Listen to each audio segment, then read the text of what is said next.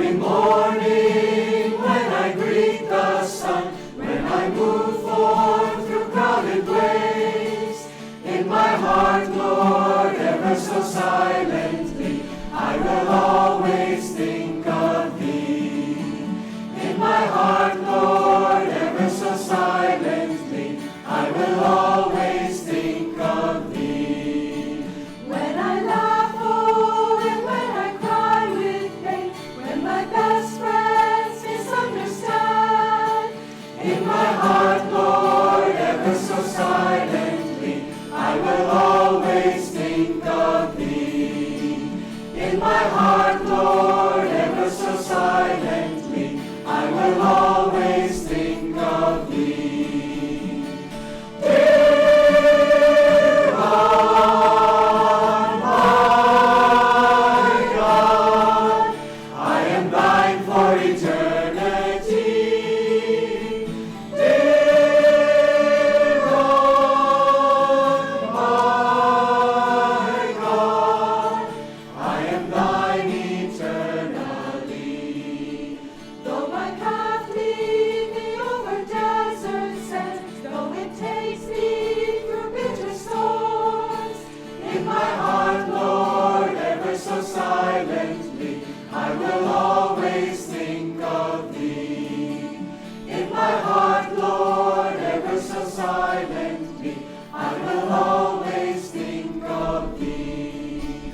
When I'm working and when in unrepose, there come victory or low defeat. In my heart, Lord, ever so silently, I will always think of Thee. In my heart, Lord, ever so silently, I will always think of Thee. Dear God, my God, I am Thine for eternity. Dear God, my God, I am Thine eternally. Dear God, my God, I am Thine for eternity. Dear God, my God, I am Thine eternally.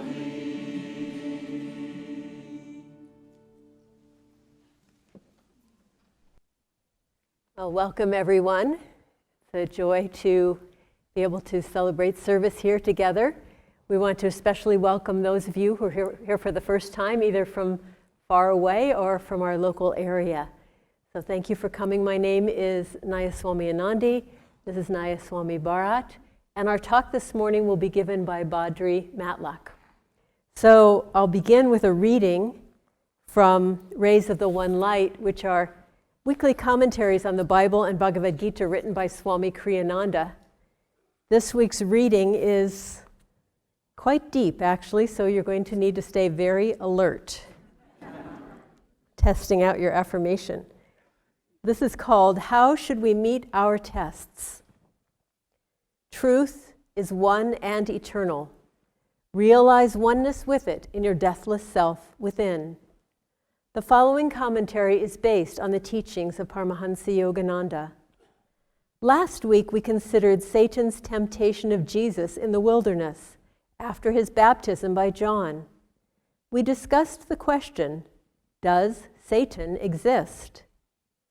All of us experience temptation of one kind or another in our lives. Some of us frequently, others only occasionally. Whether temptation comes to us from our own subconscious or from outside ourselves is secondary to the fact that it does come and that we must deal with it. More important, then, is the question how to deal with it. In fact, how to deal with tests of any kind. Martin Luther flung an inkpot at the devil, who had appeared to test him. A dark stain on the wall of Luther's cell is pointed out to tourists in support of this story. Unfortunately, our tests are not often so summarily dismissed. As a fellow monk once said to Swami Kriyananda, speaking of Satan, "If only I could get my hands on him." Jesus, during his temptations in the wilderness,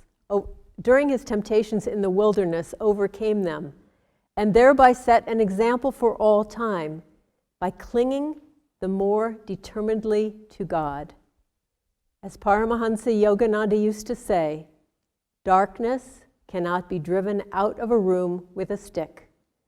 Once you turn on the light, however, the darkness will vanish as though it had never been. Jesus manifested this principle.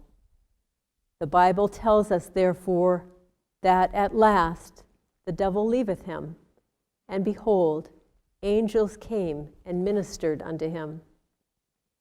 In the Bhagavad Gita, the point is clarified further by the added explanation that there are three qualities in human nature: sattvic, or spiritually elevating; rajasic, or ego-activating; and tamasic, or spiritually darkening.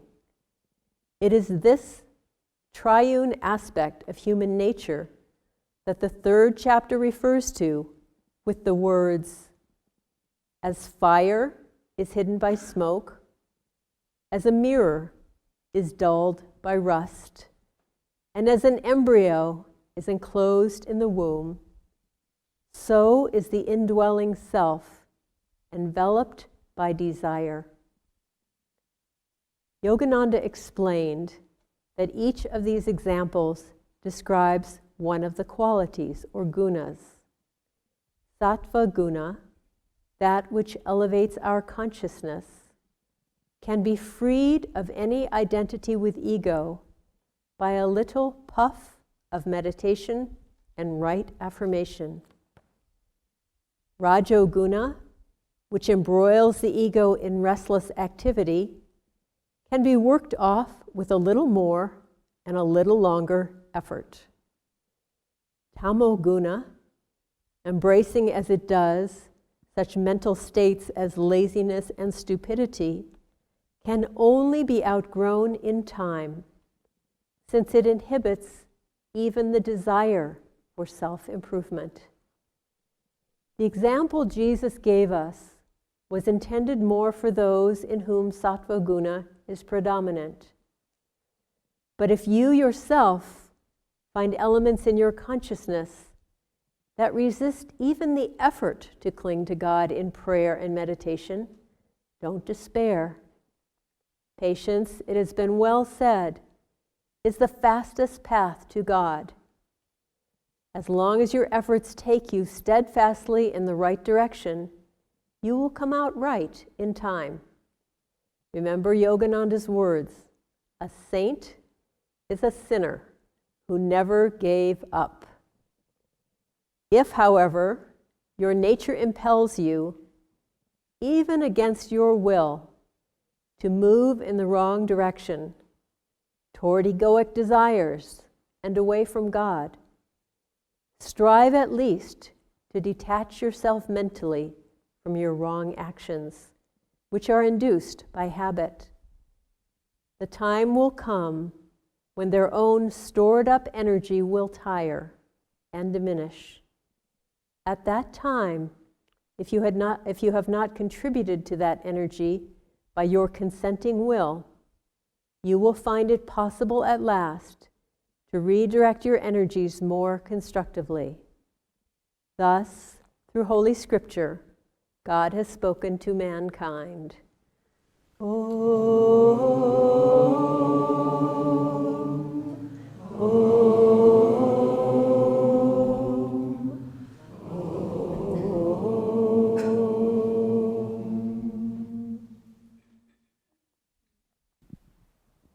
Good morning, everyone.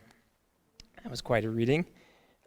I will follow it up, lengthy as it was, with a very brief reading and simple but beautiful prayer from Yogananda's Whispers from Eternity, simply entitled, A Prayer. in parentheses, received after a great test of God. In disease or in health, in success or in failure, in poverty or in prosperity, in joy or in sorrow, in disaster or in safety, in life or in death, I stand immutably, unalterably, unshakably loyal, devoted, and firmly loving Thee, my Heavenly Father, forever, forever, and forever. Well, to share an anecdote with you, in the year 1582, in northern Spain, there was a small retinue of nuns from the Catholic Church, and they were traveling to a little town called Burgos to establish a convent. And the leader of this little band of Carmelite nuns was Saint Teresa of Avila, and they just called her Madre, mother. And as they approached the town, they found in late winter and early spring conditions that there was a icy river they had to cross. So Saint Teresa and her nuns went to cross this river. And I should say Saint Teresa had a very difficult life in some ways. Her mother died when she was 11 years old. She suffered a number of intense paralytic seizures, which she wrote about in her spiritual writings and called her little deaths. And she had a comatose state for some time and suffered a heart attack and on and on. But her relationship with Christ inwardly kept her in an ecstatic state, and she was able to accomplish her mission in reforming the church, among other things, and founding these convents.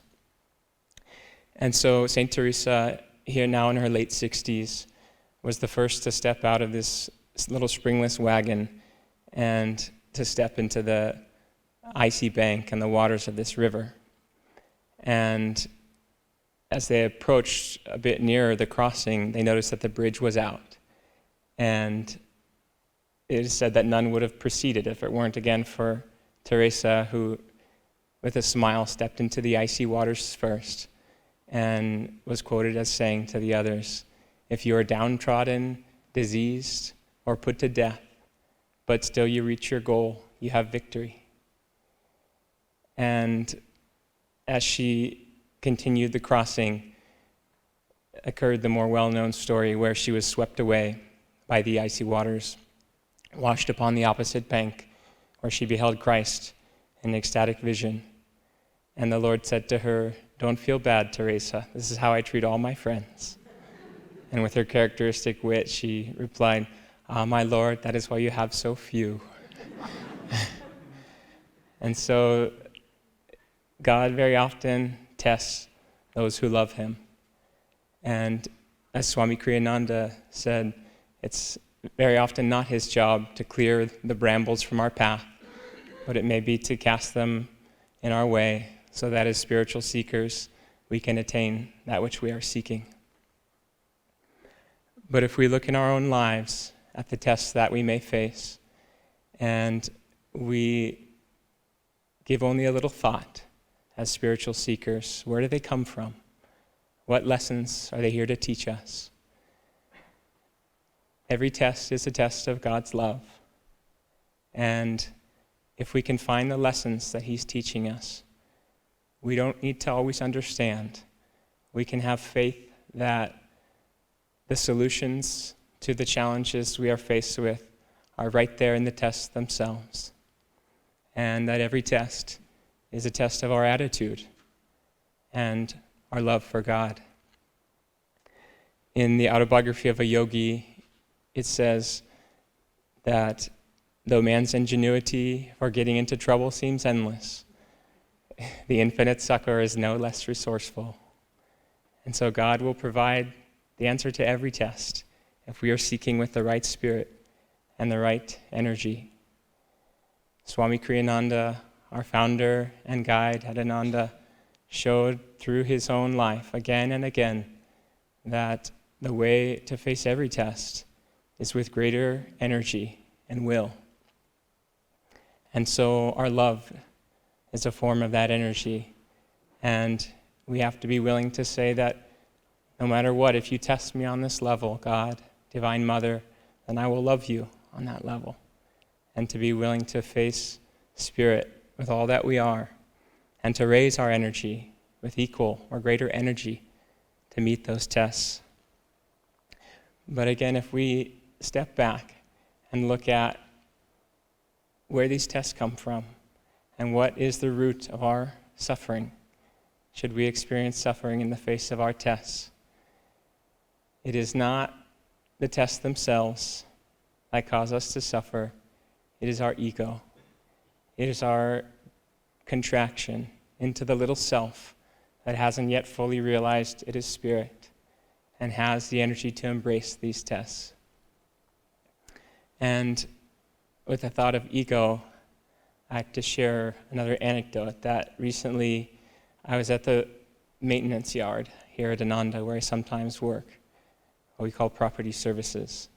And I saw in the yard there a power tool in a box, a new power tool. I'm familiar with most of the major brands of power tools, but this one I had not yet encountered. In big bright letters on the side of the box, it said Ego Power Tools. And look it up. It said Ego Power Tools, power beyond belief.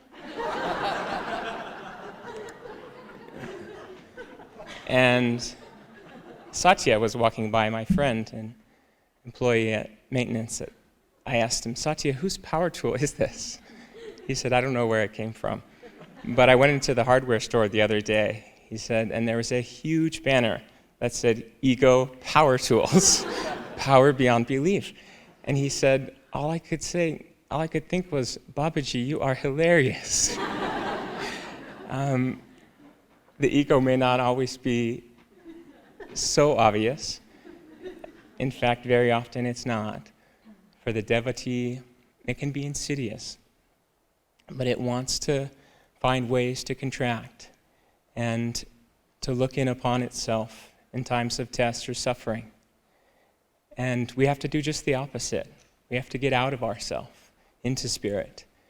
And one of the best ways we can do that is to give love, to give service to others and to God, and to break the shell of ego that would hold us back from facing any test.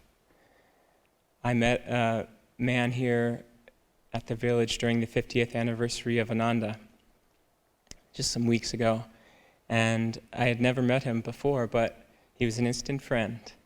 He's an elderly man from our Sangha in Delhi, in Ananda, India, and he made a point amidst these hundreds and hundreds of people at all these events. He sought me out. He could tell I was an organizer at the event, and he said, you must let me serve. He said, I need to help. And I noticed that he was elderly and physically handicapped, but he had so much energy and such a smile, and he had a camera around his neck. I learned that was one of the ways he served, was through photography. And sure enough, when I found him and I said, at 1 o'clock we'll be moving chairs, at 6 o'clock the next day we're setting up for the banquet, he was there with a smile. He was serving. And I thought, this is what it takes to find God. This wonderful man, so humble, had the energy of service, of giving, and no thought of himself. At the end of the week, he found me at the morning class, and he said, you must come and see me after the class. He said, I have car insurance for you. So he found me afterwards, or we met up, and he gave me a little Shiva shrine. He said, it has adhesive. It's on the dashboard of my truck. He said, in India, or rather in America, you have the car insurance for after the car accident. In India, this is before the car accident. So that was my friend Kuldeep from India. But the lesson of giving service, of opening oneself in a time of trial or test, is the ultimate key for the devotee, is to turn and say, let's not think about myself. Let's think about what I can give and how I can help the situation, help others. We look at the reading and the tests of Jesus in the wilderness. So beautifully exemplified through the music of Swami Kriyananda in his Christ Lives oratorio is the song, The Temptation, when Jesus is tested by that outward, downward force of God. One can call Satan. His reply, "Get thee behind me," Jesus declared. "Satan, know you not our Father offers love in your stead. His gift of love to all is my only food. He is all I love. What does man need but him? God is all I love. He is all there is. Wise is he who says, I am wholly his." Swamiji expresses through his music so much more than mere words ever can. The love that Jesus bore for God instructed all of us in the face of tests.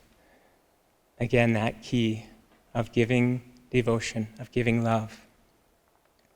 I need a sip of water after my solo.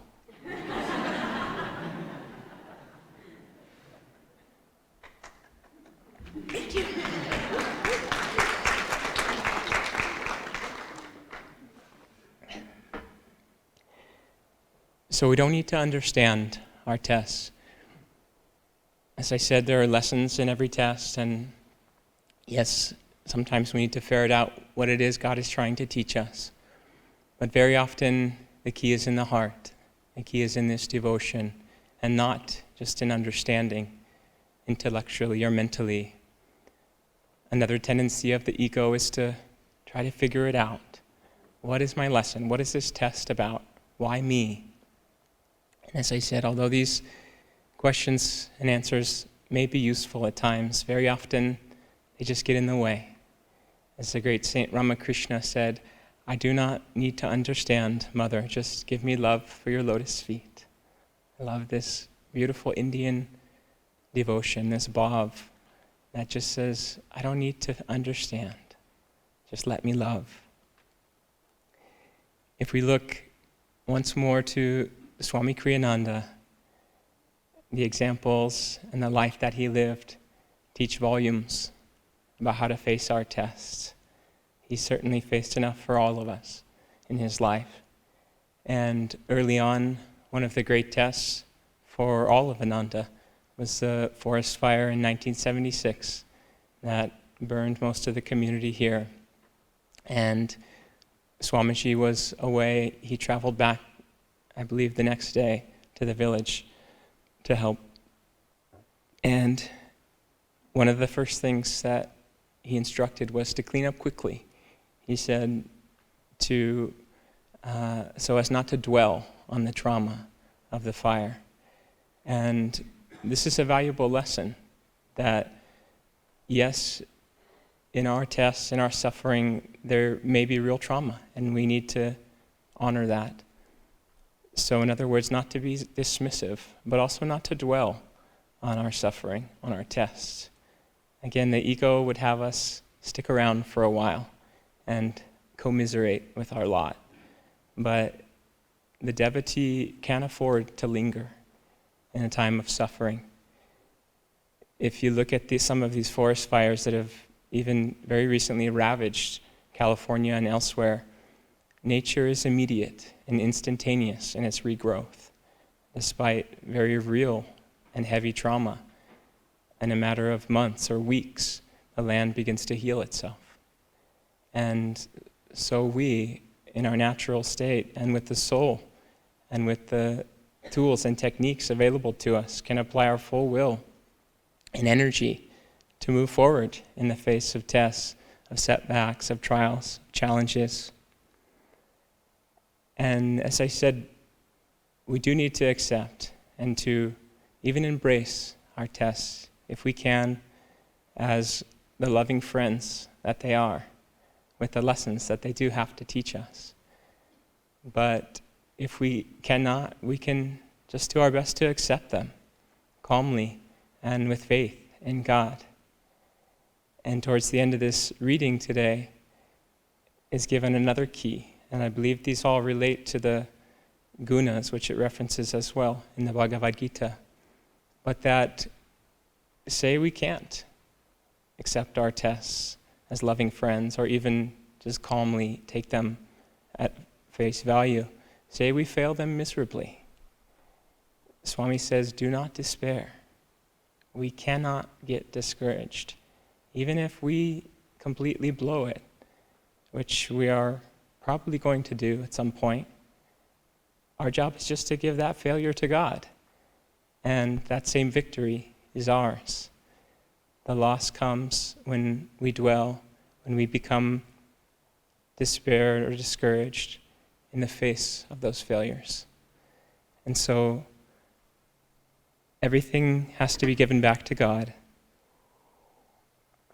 Another lesson Swamiji taught was and shared through his writing also in the early years of Ananda, of his autobiography, The Path, now titled The New Path.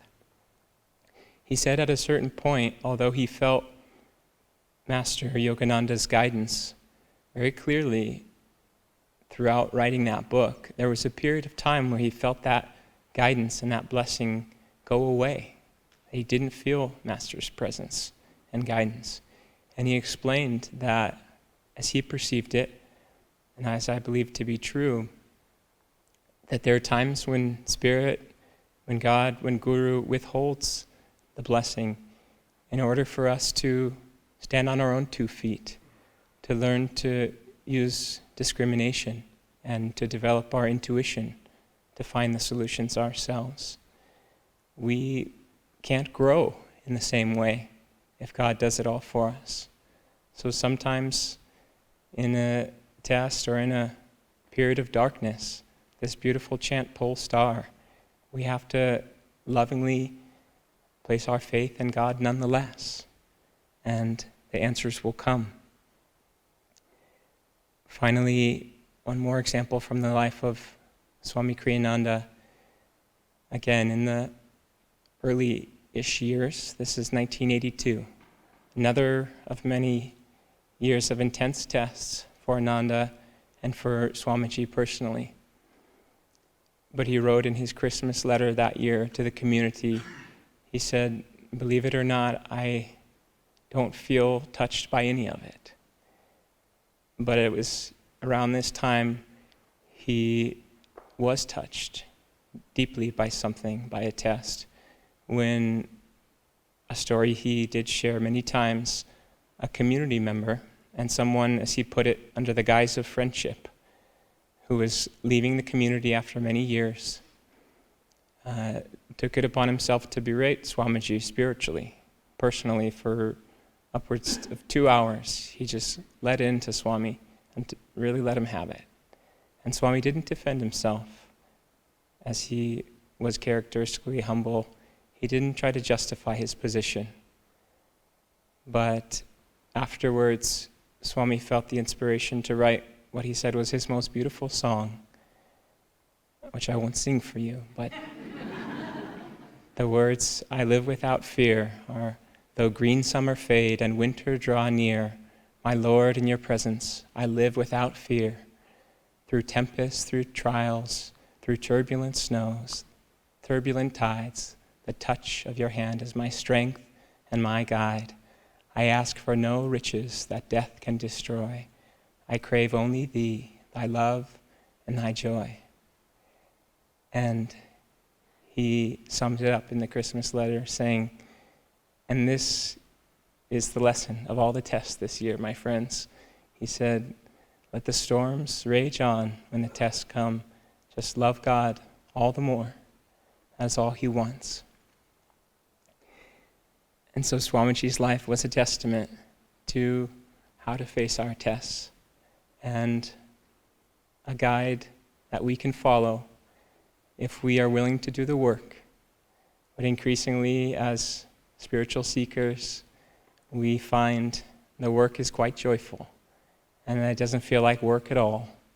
The more we abide in spirit and in God and Guru, we find, like Swamiji said, there is great joy in the test that he sends us, and great love. I'll close with this thought from Sri Yukteswar, who said, I'll tell you what he said. He said, I do not hold expectations of others, therefore their actions cannot be in opposition to wishes of mine. And so, if we do not hold expectations from life, then nothing can test us. As a mighty boulder in a river, a raging river will remain untouched. So will our lives be if we dwell more in God. I know for myself personally, I've not faced many great or dramatic tests in this lifetime. I do believe that there will be great challenges ahead, whether for myself or for Ananda or for the world, I'm sure of it. But I can say with the fullness of my heart and conviction of the devotee that the more we abide in God and love God, then even now victory is ours.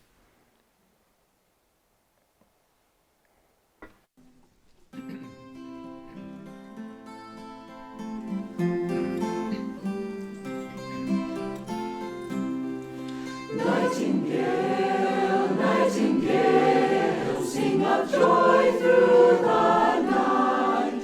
Teach my heart to impart everywhere your delight. Sing of moon rays on the rain, sing that love's not in vain. Every grief, every wrong has its ending in song.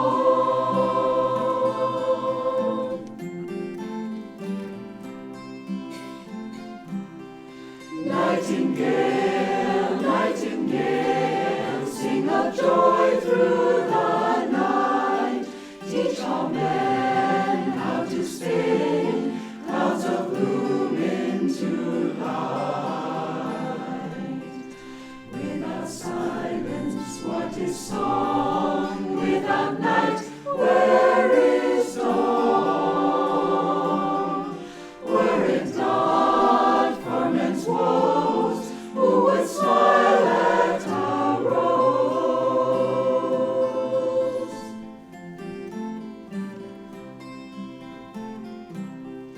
Nightingale, nightingale, sing of joy through the night.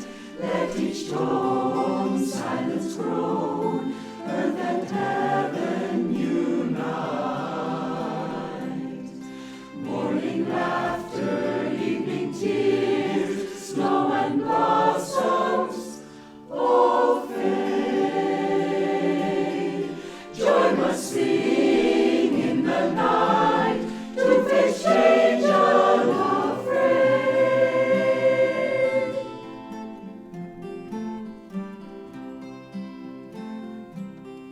Nightingale,